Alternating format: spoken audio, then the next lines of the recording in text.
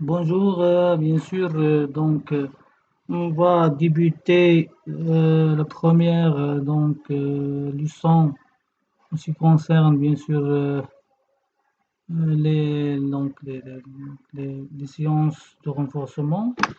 La première des choses qu'on va voir, c'est la première unité, comme on appelle, c'est la consommation de la matière organique et flux d'énergie. Alors, les réactions responsables de la libération de l'énergie emmagasinée dans la matière organique au niveau de la cellule. Bien sûr, comme vous savez, bien sûr, la matière organique, comme on a étudié dans l'année dernière, on a étudié, bien sûr, c'est la production. Donc, il faut qu'il y ait une production de la matière organique pour qu'il y ait une consommation. يعني خص يكون واحد الإنتاج ديال المادة العضوية باش يكون إذا واحد الاستهلاك.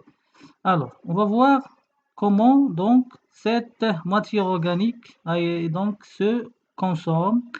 Alors, l'année dernière, on a vu bien sûr que la production de la matière organique est en relation avec le phénomène de la photosynthèse qui se déroule bien sûr dans les plantes, surtout les plantes chlorophylliennes, qui captent l'énergie solaire et par l'absorption de carbone, hein, donc de CO2 bien sûr, et par la remontée de l'acide brut riche en sels minéraux et non, bien sûr, on va voir une production de la matière organique.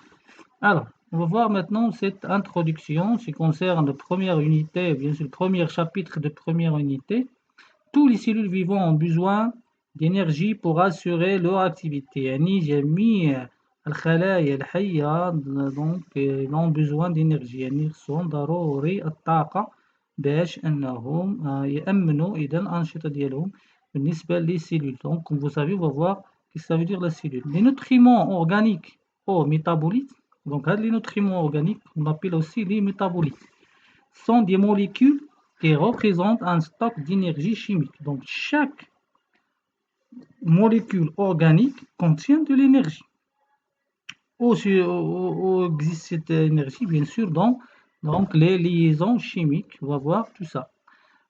Donc, un stock d'énergie chimique potentielle et leur dégradation plus ou moins complète par la cellule libère l'énergie nécessaire à la synthèse de l'ATP. Donc, à la fin de cette transformation de cette énergie se déroule au sein des cellules pour donner bien sûr la synthèse de l'ATP يعني كيكون إنتاج ديال l'ATP في آخر المطاف.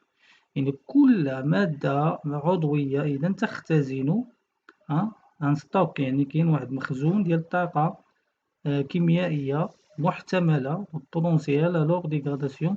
يعني une fois كتحلل إذا غادي تعطينا طاقة. On va voir la première question qu'on va aborder, bien sûr. Quelles sont les modalités de conversion de l'énergie? يعني ما هي أوجه تحويل الطاقة المحتملة contenue dans les métabolites. Donc, التي تحتويها هاد les métabolites هادو en énergie utilisable par les cellules. Voilà. Quelles sont les structures cellulaires impliquées dans les mécanismes qui assurent la conversion de cette énergie? غادي نشوفوا إذا شنو هما donc البنيات الخلوية التي تتدخل إذا qui intervient donc كذلك غنشوفوا الآليات les mécanismes qui assurent التي تؤمن la conversion de cette énergie تحويلها لطاقة. On va voir la première des choses, c'est la mise en évidence des voies métaboliques responsables de la libération de l'énergie emmagasinée dans la matière organique au niveau de la cellule. On va mettre en évidence bien sûr il y a إفراز donc les voies métaboliques responsables يعني الطرق التحولية المسؤولة عن تحرير donc la libération de l'énergie emmagasinée الطاقة المخزنة في المادة العضوية dans la matière organique au niveau de la cellule. On va voir un petit rappel bien sûr ce qui concerne les cellules, hein, donc la différence entre la cellule végétale et la cellule animale. Tous les organismes composés des cellules, bien sûr, et comme vous savez, chaque être vivant, il est constitué d'un ensemble des cellules qui constituent des tissus. Ces tissus, bien sûr, constituent des organes. Ces organes, bien sûr, constituent des appareils. Et un ensemble des appareils constitue l'organisme de l'être vivant. En effet, les cellules est l'unité structurale fondamentale de tous les êtres vivants. يعني يمكن نشبهه donc c'est le cellule l'unité structurale يعني الوحدة البنيوية الأساسية donc l'unité structurale fondamentale de tous les êtres vivants. يعني يمكن نصوروها بحال اون بريك بحال واحد البريك يعني واحد العمارة غادي تبنى إذا نورمالمون باش كنبنيو البريك دونك هادوك لي بريك ولا لياجور يعني كل وحدة إذا يمكن نعتبروها بحال اون سيلول donc داكشي باش بنا l'unité structurale fondamentale يعني chaque être vivant constitué d'un ensemble des cellules. Une cellule constituée d'un cytoplasme délimité par un membrane appelé membrane cytoplasmique. Alors on va voir là c'est donc le cytoplasme. Il y a la membrane cytoplasmique et ce sont des organites qui baignent donc dans ce cytoplasme. Voilà. Du cytoplasme, il trouve généralement un noyau d'autres constituants de la cellule appelée organite cellulaire, c'est ça. Donc ça, c'est ce qu'on appelle le noyau. Donc la cellule végétale, la cellule animale contient aussi des noyaux comme la mitochondrie, le réticulum endoplasmique et l'appareil de Golgi, comme vous voyez là, ce sont les constituants de la cellule. La figure suivante représente la structure d'une cellule végétale et celle d'une cellule animale.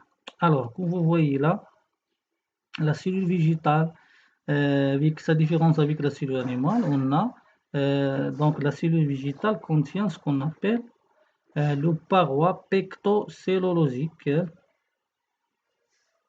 Un paroi cellulosique donc il est donc représenté par deux هنايا donc هنا ما كاينش chez la cellule animale.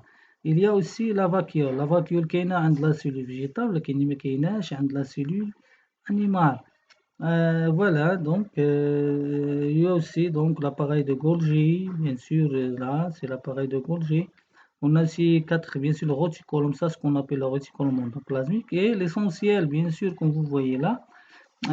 C'est chez les plantes, on a vu bien sûr ça en vert, ce sont les chloroplastes. Voilà, c'est le chloroplaste. Quel est son rôle bien sûr? C'est de capter l'énergie solaire bien sûr. Et il y a aussi bien sûr les cellules végétales contiennent aussi de la mitochondrie. Là, on va voir, mais donc la cellule animale, on va voir qu'elle est dépourvue bien sûr de chloroplaste. Il y a une chloroplaste qui est là, donc le chloroplaste qui est mis la cellule végétale à la cellule animale. Voilà. On va voir le bilan analytique de ces documents.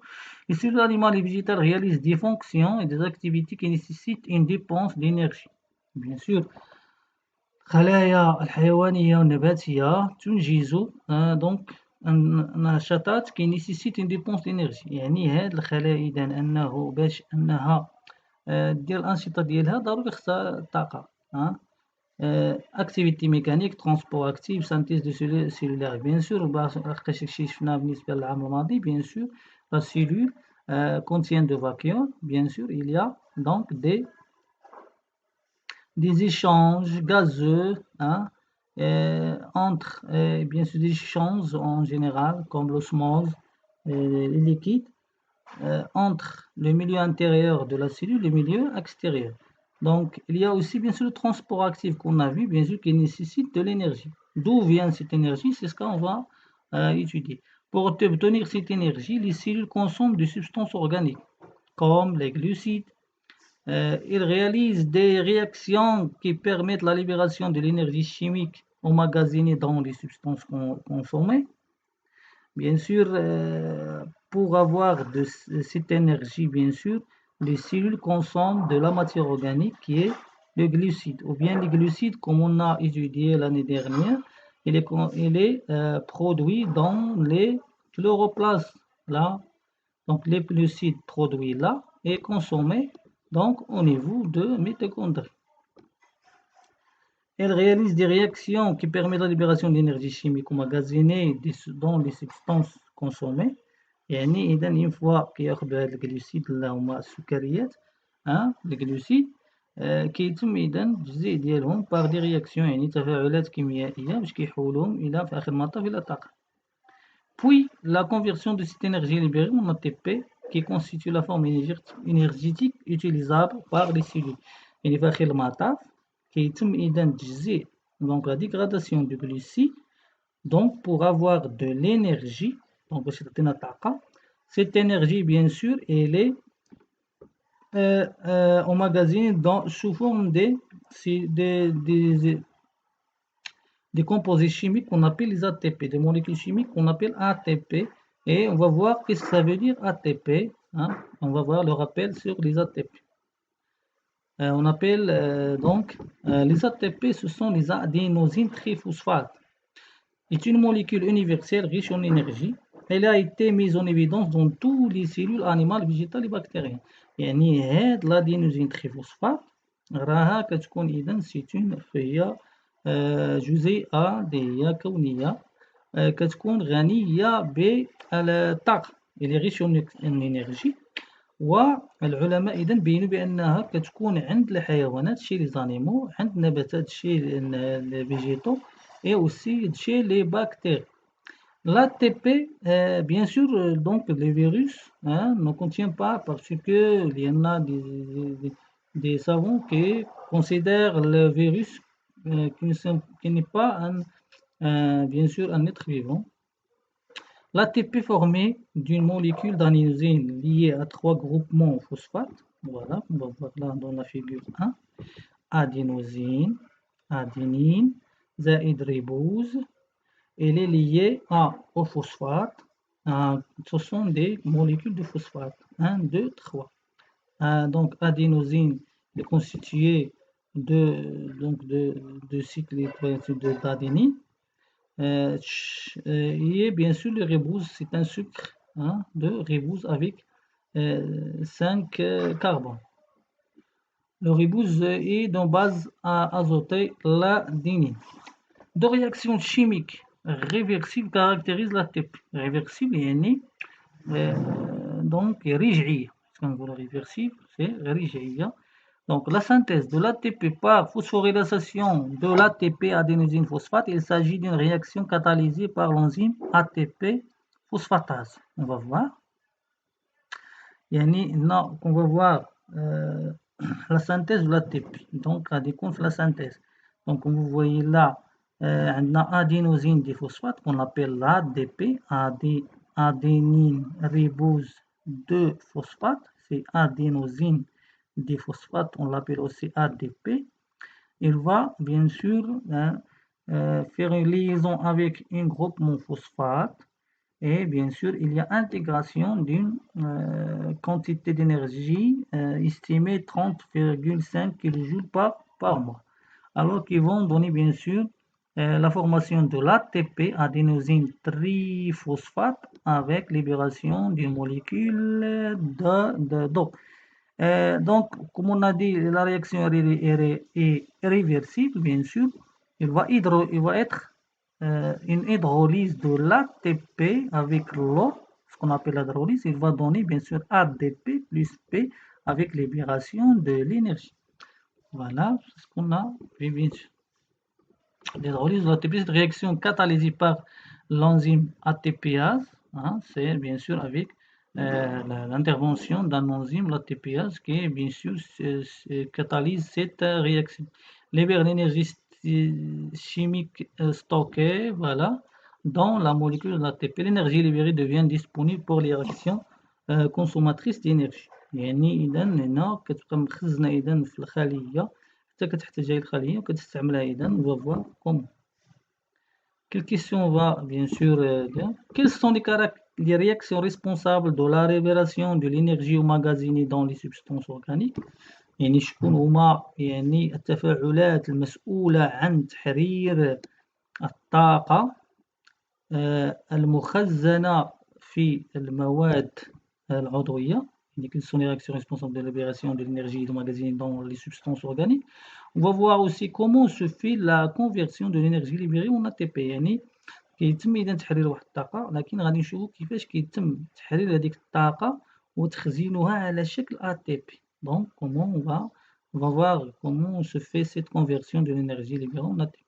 Comment l'énergie de l'ATP est utilisée dans les activités cellulaires. يعني كيفاش عاوتاني هاد لي سيلول كيستعملوا هاد l'ATP qui nécessite une dépense énergétique. يعني كيفاش كيستعملوا هاد لي سيلول ATP إذا باش أنه يستعملوا هاد الطاقة في النشاط ديالهم. On va voir la première des choses, c'est l'analyse de quelques données expérimentales. On va voir la التجربة الأولى. Voilà. Élément de, on va voir ça. On va voir le document. 3. Alors, pour mettre en évidence les voies métaboliques qui permettent aux cellules d'avoir l'énergie nécessaire aux différentes activités cellulaires, يعني باش غادي نبرزو mise en évidence هي إبراز يعني les voies أوجه كيفاش كيتم إذا métaboliques qui permettent des cellules d'avoir l'énergie nécessaire. كيفاش إذا تخدم هاد لي سيلول إذا باش توفر هذيك الطاقة. Activité cellulaire, on propose l'étude des résultats de quelques expériences. Première expérience, on va voir la première, c'est la levure du bière. وهي الخميرة. Donc هذيك الخميرة اللي كنديرو في الخبز إذا est un champignon formé d'une seule cellule ovoïde. يعني هو واحد فطر بحال الفطريات لكن كيتكون من خلية هو أحادي الخلية. سيلول ovoïde يعني الشكل ديالها بحال شي بيضاوي. Il s'observe facilement au microscope. On va voir la figure 1. Voilà. C'est ce qu'on appelle, bien sûr, les champignons de levure de bière. الشكل ديالها بحال شي ovoïde يعني بحال بيضاوي الشكل هنايا كما كتلاحظوا هنا مكبر. Voilà. Donc figure 1. On réalise une manipulation dont les étapes sont les suivantes. دونك غنديرو واحد لا مانيبيلاسيون اللي غنشرحو بها اذا كيفاش كتم هاد الاستهلاك ديال الطاقه. On place des levures dans un milieu de culture aéré. يعني هنا كناخدو اذا هاد سميتو هاد لي ليفور دو بيان وكنديرهم في واحد الوسط اذا اللي دونك كيكون فيه الاكسجين صوت دو ميزور دو كونسنتراسيون دوكسيجين يعني كيكون الاكسجين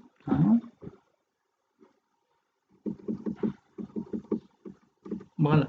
Mais dépourvu de nutriments. Pendant 12 jours, le but est que les cellules consomment tous les réserves cytoplasmiques.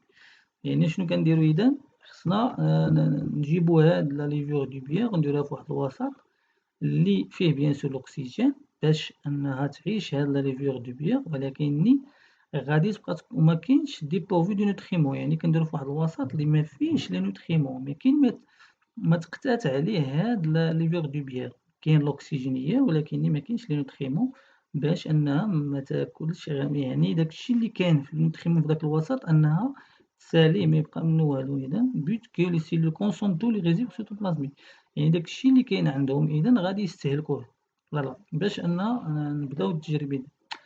لو ميليو دو كولتور كي كونتيان دي سيلول en levure suspension يعني داك الوسط غادي يكون فيه اذا كنجيبو اذا هذيك الخميره ودا البيغ دو بيغ وكنديروها في واحد الوسط وكتكون اذا كنحركو هذاك الوسط placé dans un montage axial qui permet la mesure de concentration d'oxygène de CO2 dans le milieu de culture figure 2 يعني كما قلنا اذا كنديرو في هذا الوسط هذا دونك En fait, contenant une solution de cellules du bière en suspension.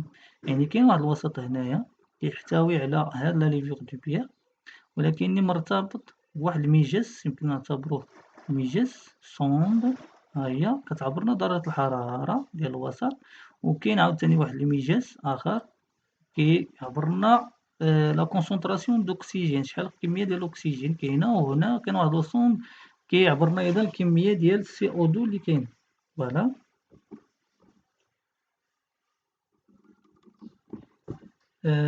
فوالا اوطون تي يعني في اللحظه تي on injecte dans le milieu de cellules une solution de glucose يعني حنا كنديرو دابا إذا لي نوتريمون اللي قلنا مكاينينش حنا عاد كنزيدوهم هنا غليكوز اللي هي 50 غرام بار لتر في الطون تي.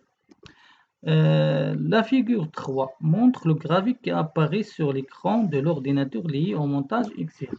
On va voir la figure 3. Voilà. Donc voilà la figure 3. هنايا إذا كما كتلاحظوا عندنا داك الميجاس اللي كيعبر لنا شحال ديال الأكسجين، فوالا كاين، وكاين داك الميجاس اللي كيعبر لنا شحال ديال CO2. فوالا. A سي l'oxygène و B دونك هذا هو منحنى ديال الأكسجين، سي لو غراف ديال الأكسجين، دونك لا موديفيكاسيون دأكسجين، وهنا B سي CO2. اي بيان سور في هاد اللحظة تي غادي نانجيكتيو لو غليكوز، يعني المادة، يعني لو نوتريمون باش غادي تقتات هاد سميتو إذا هاد سميتها لا ليفور دو بيان. Alors, à partir des données graphiques de la figure, on va voir la première question. À partir des données graphiques de la figure 3, décrivez la variation des concentrations de l'oxygène et de CO2. يعني إذا هنا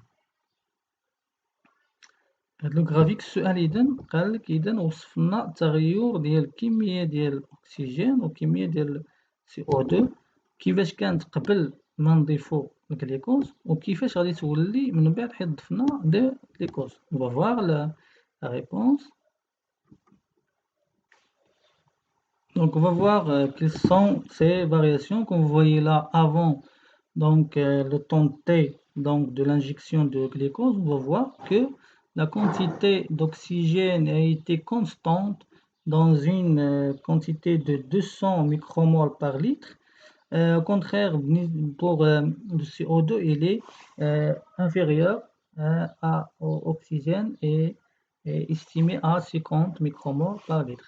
Mais lorsqu'on a injecté le glucose, qu'est-ce qui va se passer? Bien sûr, une diminution progressive de la quantité de la concentration d'oxygène avec en parallèle une augmentation de CO2, voilà, donc jusqu'à la fin de l'expérience. Voilà, c'est ça donc la réponse de la première question.